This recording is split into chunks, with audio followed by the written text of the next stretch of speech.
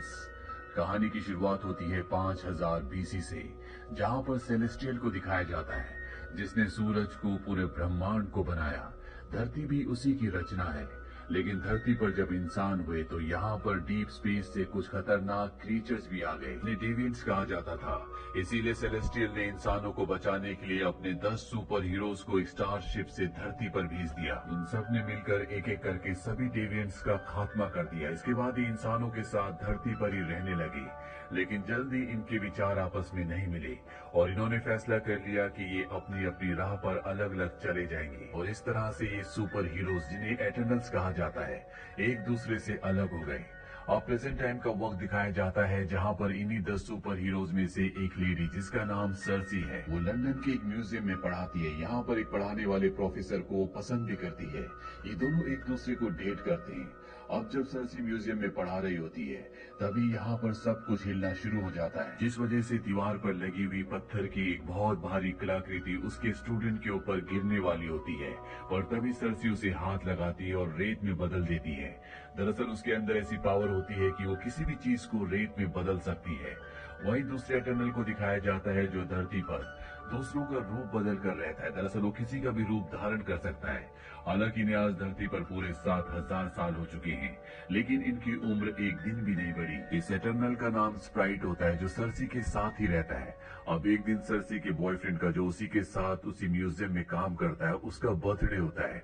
और जब ये बर्थडे से वापस आ रहे होते हैं तभी एक डेविएंट वहां पर आता है और इनके ऊपर हमला कर देता है। स्प्राइट, सर्सी और सर्सी का बॉयफ्रेंड उसका सामना करने की कोशिश करते हैं, लेकिन वो बहुत शक्तिशाली होता है। हालांकि सर्सी अपनी पावर से उसके पैरों को जाम कर देती है, लेकिन वो छूट जाता है और स्प्राइट पर हमला करता है। पर इससे पहले कि वो स्प्राइट को नुकसान पहुंचाता, यहाँ पर एक और एटर्नल आ जाता है जिसका नाम इक्रिस होता है। और इक्रिस, जो कि बहुत शक्तिशाली है, वो अपनी पावर से उस डेविएंट को घायल कर देता है। लेकिन ये तीनों के तीनों देखकर हैरान हो जाते हैं कि वो डेविएंट अपने आप को ठीक कर सकता है, यानी कि हील कर सकता है। आज से पहले किसी भी डेविएंट के अंदर ऐसी पावर नहीं थी। अब डेविएंट यहाँ से भाग जाता है। इक्रिस दरअसल वो एटर्नल है जिसने आज से 5000 साल पहले सर्सी से शादी की थी, पर किसी वजह से 2000 साल पहले वो धरती को छोड़कर चला गया था। उसके जाने के बाद सर्सी अकेली हो गई थी, इसीलिए वो अपने साथ काम करने वाले प्रोफेसर को डेट कर रही होती है। पर यहाँ पर सर्सी को समझ में आ चुका है कि डेविएंट्स वापस आ चुके हैं, इसीलिए प्रोफेसर को कहती है कि मुझे अब जाना होगा। लेकिन अब वो समझ चुका है कि ये सब सुपर हीरोज हैं। वो उससे पूछता है कि धरती पर जब इतना बुरा वक्त आया, इतना संकट आया, तो तुमने उस वक्त मदद क्यों नहीं की। सर्सी उसे बताती है कि हम अर्थ के पर्सनल मामलों पर इंटरफेयर नहीं कर सकते। हम यहाँ पर सिर्फ डेविएंट्स को मारने के लिए और धरती पर टेक्नोलॉजी को बढ़ाने के लिए आए हैं। इसके बाद वो अपने दोनों साथियों के साथ गाड़ी से यहाँ से निकल जाती है। ये अपने लीडर अजैक के पास जाते हैं, और जब ये उस जगह पहुँचते हैं तो देखते हैं कि अजैक की मृत्यु हो चुकी है। ये समझ जाते हैं कि जिस क्रिएचर ने, जिस डेविएंट ने इनके ऊपर हमला किया था, उसी ने अजैक को मारा है। और अजैक के अंदर ऐसी शक्तियां थी कि वो अपने जख्मों को भर सकती थी, यानी कि वो किसी भी घाव को हील कर सकती थी। और अब यही शक्ति उस डेविएंट के अंदर है, यानी कि उस डेविएंट ने अजैक की सारी पावर्स को अपने अंदर एब्जॉर्ब कर लिया है। अभी अजैक की बॉडी से एक रोशनी निकलती है और सर्सी की बॉडी के अंदर चली जाती है, जो इस बात का प्रतीक होता है कि अजैक ने अब अगला लीडर सर्सी को चुना है। ये समझ चुके हैं कि जो डेविएंट्स इस बार लौट कर आए हैं वो बहुत ही खतरनाक है, उनके अंदर बहुत ज्यादा शक्ति है। इसीलिए फैसला करते हैं कि ये सभी एटर्नल्स को इकट्ठा करेंगे। ये एक एक करके सभी एटर्नल्स के पास जाते हैं, जो धरती पर आम इंसानों की तरह रहते हैं।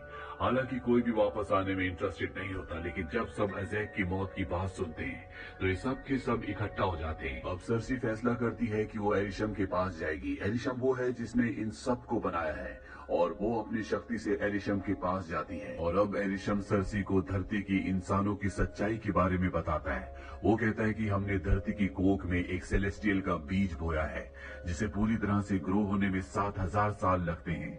जिस तरह से पेड़ पौधे अपने जीवन के लिए, एनर्जी के लिए सूरज का इस्तेमाल करते हैं, उसी तरह सेलेस्टियल को एनर्जी इंसानों से, जीवन से मिलती है। हमने सबसे पहले डेविएंट्स को बनाया था, लेकिन वो बहुत ज्यादा खूंखार हो गए, वो धरती से जीवन को खत्म करने लगे। इसीलिए हमने तुम्हें, यानी कि एटर्नल्स को बनाया, ताकि डेविएंट्स को खत्म कर दिया जाए। सर्सी ये पूरा सच जानने के बाद घबरा जाती है, क्योंकि उसे पता है कि सेलेस्टियल को धरती की कोख में रखे हुए पूरे 7000 साल हो चुके हैं, यानी कि सेलेस्टियल के बाहर निकलने का वक्त बहुत करीब है। और अगर सेलेस्टियल धरती की कोख से बाहर निकला तो धरती से इंसानियत का जीवन का खात्मा हो जाएगा। दरअसल एरिशम खुद भी एक सेलेस्टियल है और वो अपनी प्रजाति को बढ़ाने के लिए इसी तरह से प्लैनेट्स का इस्तेमाल करता है। आपने guardians of the Galaxy part 2 में पीटर क्विल के पिता ईगो को देखा होगा। वो भी एक सेलेस्टियल थे जो ब्रह्मांड का विस्तार करते थे, अलग अलग प्लैनेट्स बनाते थे ताकि उनका इस्तेमाल अपने फायदे के लिए कर सके। सर्सी को पूरा सच पता लगने के बाद बहुत दुख होता है क्योंकि वो पिछले 7000 सालों से धरती पर है। वो इंसानों से कनेक्टेड है और वो नहीं चाहती कि इंसानों का खात्मा हो। सर्सी वापस आ जाती है और अपने साथियों को पूरा सच बताती है। वो बताती है कि किस तरह से इमरजेंस का दिन आने वाला है, यानी कि वो दिन जिस दिन धरती की कोख से सेलेस्टियल बाहर निकलेगा और पूरी इंसानियत का खात्मा हो जाएगा। और ये सुपर हीरोज एटर्नल्स ऐसा नहीं चाहते, इसीलिए ये अपने एक और साथी को ढूंढने के लिए अमेज़न के जंगलों में जाते हैं जिसका नाम ड्रिंग होता है। वो इनका साथ देने से मना कर देता है। अमेज़न के जंगलों में इनके ऊपर डेविएंट का लीडर और डेविएंट्स हमला कर देते हैं। सर्सी अपनी पावर से एक डेविएंट को पेड़ में बदल देती है, लेकिन ठीक उसी वक्त डेविएंट्स का लीडर इन्हीं के एक साथी को मारकर, जिसका नाम गिलगमेश है, उसकी पूरी पावर को अपने अंदर एब्जॉर्ब कर लेता है। उसकी पावर एब्जॉर्ब करने के बाद वो अपनी शक्ल बदल देता है। वो इंसानों की तरह दिखने लगता है। साथ ही उसे इमरजेंस के बारे में भी पता चल जाता है। इसके बाद वो यहाँ से भाग जाता है और अब ये एटर्नल्स अपने साथी की मौत से बहुत ज्यादा दुखी हैं। इसके बाद सारे के सारे एटर्नल्स इराक जाते हैं जहाँ पर आज से 7000 साल पहले इन्होंने जमीन के नीचे अपने स्पेसशिप को दबा दिया था। ये अपनी पावर से स्पेसशिप को ऊपर लाते हैं और जब ये स्पेसशिप के अंदर जाते हैं तो वहां पर पहले से एक इनकी साथी होती है जो बोल नहीं सकती और उसकी रफ्तार बिजली से भी तेज होती है। अब इन्हीं में से एक एटर्नल बोलता है कि हम सबको अपनी पावर्स को इकट्ठा करना होगा, तभी हम इमरजेंस को, यानी कि हम सेलेस्टियल को धरती से बाहर निकलने से रोक सकेंगे और इंसानों को बचा सकेंगे। वो अपनी इंजीनियरिंग से इन सबको एक ब्रेसलेट दिखाता है जिसका नाम होता है यूनिमाइंड। वो कहता है हमें इस ब्रेसलेट को यानी यूनिमाइंड को बनाना होगा ताकि हम सेलेस्टियल को धरती की कोख से बाहर निकलने से रोक सके। लेकिन तभी इनका एक साथी जिसका नाम इक्लिस है, उसने आज से 5000 साल पहले सर्सी से शादी की थी और 2000 साल पहले धरती को छोड़कर चला गया था। वो इनका साथ देने से मना कर देता है। वो कहता है कि मैं एरिशम के खिलाफ नहीं जा सकता, वो हमारा क्रिएटर है, उसी ने हमें बनाया है। और इसके बाद इक्लिस सबको पूरा सच बताता है। वो कहता है कि हमारे लीडर एजैक ने मुझे इमरजेंस के बारे में आज से कई 100 साल पहले बताया था। इसके बाद मैं चला गया और आज से 6 दिन पहले जब मैं वापस लौट कर आया तो उसने मुझे एक बार फिर से इमरजेंस के बारे में कहा। उसने कहा कि हमें इमरजेंस को रोकना होगा, यानी कि सेलेस्टियल को धरती की कोख से बाहर निकलने से रोकना होगा। पर मैं ऐसा नहीं चाहता था। मैं एरिशम को किसी भी कीमत पर धोखा नहीं देना चाहता था, इसीलिए मैंने उसे डेविएंट्स के आगे फेंक दिया और डेविएंट्स ने उसे मारकर उसकी शक्ति को एब्जॉर्ब कर लिया। उसके मरने के बाद मैं वापस उसे उसी की जगह पर ले गया जहाँ पर तुम्हें उसकी आखिरी बार डेड बॉडी मिली थी। यहाँ पर इन सबको ये सुनकर बहुत दुख होता है कि इनकी लीडर एजैक की मौत का कारण इक्लिस है। इक्लिस अब यहाँ से जाने लगता है। स्प्राइट भी उसके साथ चली जाती है क्योंकि वो इक्लिस से प्यार करती है। इन दोनों के जाने के बाद इनका एक और साथी चला जाता है। वो कहता है कि हम इक्लिस के बिना कुछ नहीं कर सकते। अब ये 3 यहाँ पर बचे हुए हैं। इन्हीं में एक होता है फेस्टोस। सर्सी से कहता है कि तुम्हारे पास जो स्टोन है तुम उससे एरिशम से जुड़ी हुई हो और हम इसकी शक्ति से एक बैंड बना सकते हैं। वो इस स्टोन से एक बैंड बनाता है और अब ये सब के सब अपना स्पेसशिप लेकर इंडियन ओशियन यानी कि हिंद महासागर पहुंच जाते हैं जहां पर एक ज्वालामुखी है और यहीं से वो सेलेस्टियल निकलेगा। क्रिस और स्प्राइट पहले से यहाँ पर होते हैं जो इनके स्पेसशिप को देख लेते हैं और जब ये तीनों अपने बैंड्स की पावर से, अपने दिमाग की पावर से इस इमरजेंस को रोकने की कोशिश कर रहे होते हैं, तभी क्रिस इनके ऊपर हमला कर देता है जिससे सब के सब डिस्ट्रैक्ट हो जाते हैं और अब इनके बीच में एक घमासान लड़ाई शुरू हो जाती है। सर्सी कहती है कि मैं ज्वालामुखी के पास इमरजेंस को रोकने जा रही हूँ, तुम इक्लिस को रोको। सर्सी ज्वालामुखी के पास पहुंच जाती है और वहाँ सब के सब इक्लिस से लड़ रहे होते हैं। यहाँ पर डेविएंट का लीडर भी आ जाता है, वो भी इनके ऊपर हमला कर देता है। वहीं सर्सी को दिखाया जाता है कि जब वो आगे बढ़ रही होती है और तभी स्प्राइट उस पर हमला करके उसे जख्मी कर देती है। वो सर्सी को बताती है कि मैं 7000 सालों से धरती पर हूँ, लेकिन मैंने कभी भी प्यार को महसूस नहीं किया और अब मैं इक्लिस से प्यार करती हूँ, इसीलिए मैं उसका साथ दे रही हूँ। और इससे पहले कि उस सर्सी को और भी नुकसान पहुंचाती, जैसे ड्रिग आकर उसके सिर पर प्रहार करता है जिससे वो बेहोश हो जाती है। वहीं गुफा के अंदर डेविएंट्स के लीडर को दिखाया जाता है जो थीना से लड़ रहा होता है। थीना को अपने कब्जे में कर लेता, उसे जकड़ लेता और उसके उसकी शक्तियों को एब्जॉर्ब करना शुरू कर देता है। दरअसल थीना बार बार अपनी दूसरी दुनिया में चली जाती थी, यानी कि सपनों की। और थीना के अंदर ऐसी पावर भी होती है जिससे वो खतरनाक से खतरनाक हथियार एक पल में निकाल सकती है।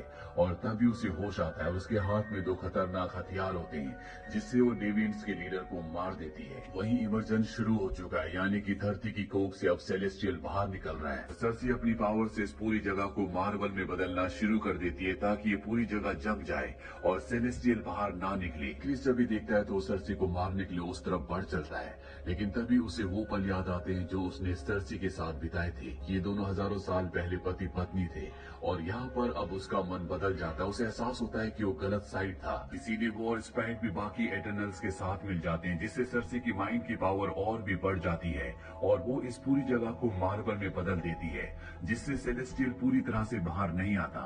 हालांकि उसका सर और हाथ बाहर आ चुका होता है, लेकिन इक्लिस के दिल में गिल्ट होता है, इसीलिए वो खुद सूरज की तरफ निकल पड़ता है। वहीं स्प्राइट सर्सी से कहती है कि वो अब एक ह्यूमन में बदलना चाहती है।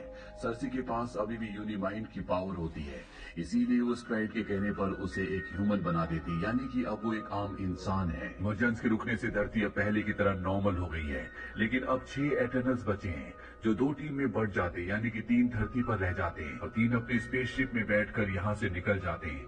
अब जो 3 धरती पर बचे होते हैं उसमें एक होती है सर्सी, दूसरा किंगो और तीसरा फास्टोस। और तभी आसमान से एक शक्ति इन तीनों को अपनी तरफ खींच लेती है और ये होता है एरिशम, जिसने इन्हें बनाया है, जिसने इन्हें धरती पर भेजा था। तो इन तीनों को कहता है कि तुमने इमरजेंस को होने से रोका है, तुमने एक सेलेस्टियल को मारा है, इसकी सजा तुम्हें मिलेगी, जिसके लिए मैं तुम्हारी यादों को चेक करूंगा। और अगर मुझे तुम्हारी यादों से ऐसा लगा कि इंसानों को धरती पर रहने का हक है, उन्हें जीना चाहिए, तो मैं उन्हें छोड़ दूंगा।